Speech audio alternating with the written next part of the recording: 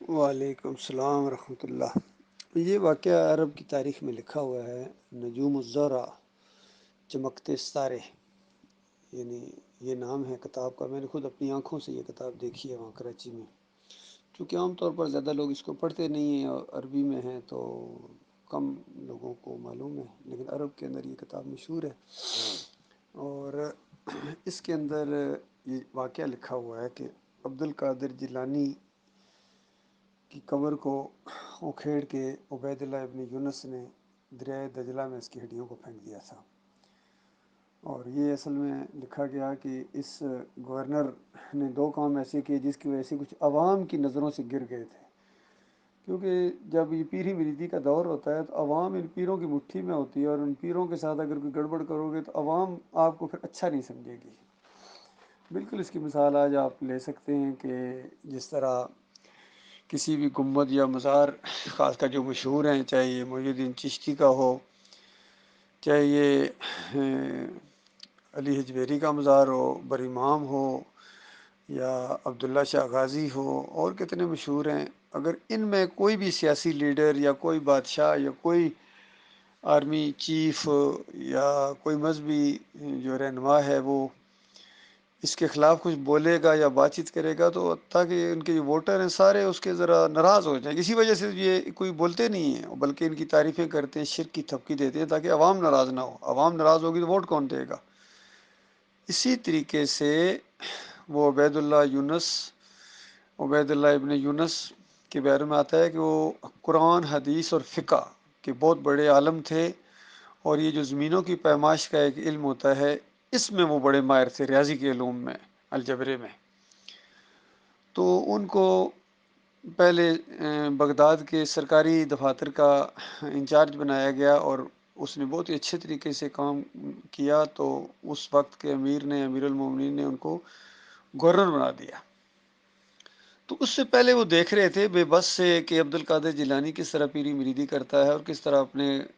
مریدوں کو لوٹتا ہے اور کس طرح کفر و شرک پھیلا رہا ہے، یہ وحدت الوجودیہ اور وحدت الشہودیہ، اور اس طرح خدائی کے دعوے کتنے اس کے ہیں کتابوں کے اندر، اس کی اپنی کتابوں کے اندر، فیوز یزدانی کے اندر اور غنیات الطالبین کے اندر اس کے یہ دعوے ہیں۔ کہتا ہے کہ میں شریعت کا پابند ہوں، ورنہ بتا دیتا کہ گھروں میں کیا چھوڑ کے آئے ہو، کھا کے کیا آئے ہو۔ غور کہتا ہے شریعت نے منہ میں لگامیں دی ہوئی ہیں، غور کیجیے، شریعت کی دجیاں اڑا دیں، اور کہتا ہے شریعت نے منہ میں لگامیں، تم بے لگام ہو، تم نے کبھی غلامی تمہیں کیا روکیں گی، دھیاں اڑا دی کہ میں بتا دوں۔ جب آپ نے یہ دعویٰ کیا کہ میں بتا دوں گھر میں کیا چھوڑ کے آئے ہو، تو یہ تو پوری طرح عیسیٰ علیہ السلام کی نقل ہے اور معجزات کی نقل ہے، اور نبوت کے گواہ یہ دعوے ہیں اور خدائی کے دعوے ہیں اس انداز سے کہ تو سب کچھ آپ کو معلوم ہے، پھر مردوں کو زندہ کرنا، پھر یہ کرنا، پھر وہ کرنا، یہ ساری ان کی واقعات ان کی کتابوں کے اندر قصے کہانیاں مشہور ہیں، جس طرح کشف المحجوب میں ہیں، اور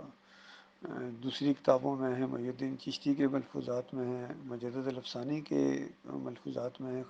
خطوط میں ہیں۔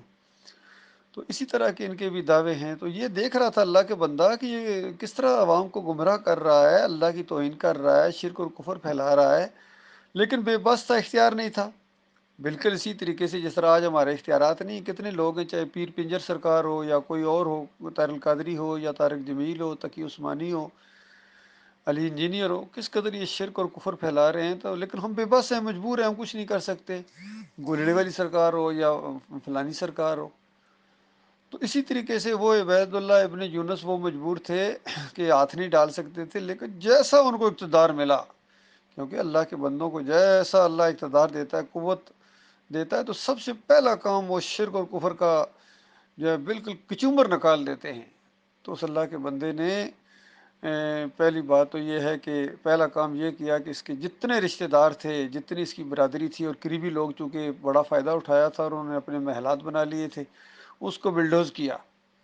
کہ یہ وقف کی زمین کے اوپر ہیں اور یہ حرام کی کمائی کے اوپر ہیں، لہذا ان کو نہیں ہونا چاہیے۔ پھر اس کا غصہ نہیں ٹھنڈا ہو رہا تھا، رات کو پولیس بھیجی، چونکہ دن کو ذرا عوام ہوتی ہے کہ ایسے کام پھر ظاہری بات ہے ایکشن کے ساتھ کرنے پڑتے ہیں، تو رات کو اس نے ایسا کمانڈو ایکشن کیا کہ قبر کھدوا کے ساری ہڈیوں کو وہاں سے نکال کے دجلہ کے اندر پھینک دیا اور اعلان کر دیا دوسرے دن کہ یہ وقف کی زمین ہے، یعنی اوقاف کی زمین ہے، حکومت کی زمین ہے، اس کے اندر کسی پیر صاحب کو دفن ہونے کی اجازت نہیں ہے۔ یہ بالکل سمجھ لیجیے اس طرح جس طرح جنرل ضیاء کو وہاں حکومتی زمین کے اوپر دفن تو کر دیا وقت کے حکمرانوں نے، طاقت والوں نے، لیکن جب بےنظیر کی حکومت ہے اس نے اکھیڑ کے اس نے کہا بائی گاؤں میں لے کے جاؤ، یہاں نہیں ہو سکتا ہے۔ تو اس طرح جب اقتدار ہوتا ہے اس کی طاقت ہوتی ہے، اللہ تعالیٰ ہمیں بھی وہ موقع دے، اللہ تعالیٰ ایک بہت بڑی قوت کو ہمارا معاون کر دے،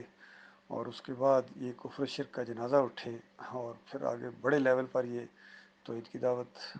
پوری دنیا کے سامنے آئے، کفر و شرک کا جنازہ اٹھے، اور ہر طرف اللہ ہی اللہ ہو، ان سارے مزاروں کو، گنبدوں کو گرا دیا جائے گا، اور بت پرستی کا خاتمہ ہو جائے گا، صلیب توڑ دی جائے گی۔ یہ سب کچھ ہونا ہی ہونا ہے قیامت سے پہلے، لیکن اللہ تعالیٰ اس بات پر بھی قادر ہے کہ ہمیں یہ منظر اپنی آنکھوں سے دکھا دیں، ہم دیکھیں اور ہمارے دل کو سکون ملے۔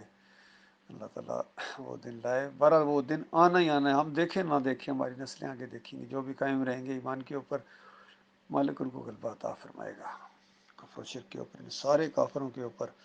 ان سارے مشرکوں کے اوپر، مرتدوں کے اوپر اور باغیوں کے اوپر اللہ تعالیٰ ہمیں غلبہ عطا فرمائے، ان کے اوپر رعب طاری کر دے مالک، اور ان کو بالکل بے بس کر کے عاجز کر دے مالک، آمین یا رب العالمین۔